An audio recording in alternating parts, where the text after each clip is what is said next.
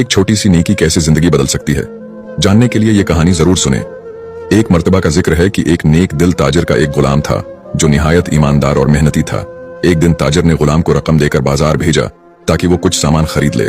गुलाम बाजार गया, सामान खरीदा और बाकी रकम लेकर वापस आ गया।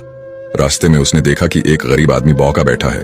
गुलाम को इस पर रहम आ गया और उसने अपनी जेब से कुछ पैसे निकालकर इस गरीब को खाना खिलाया।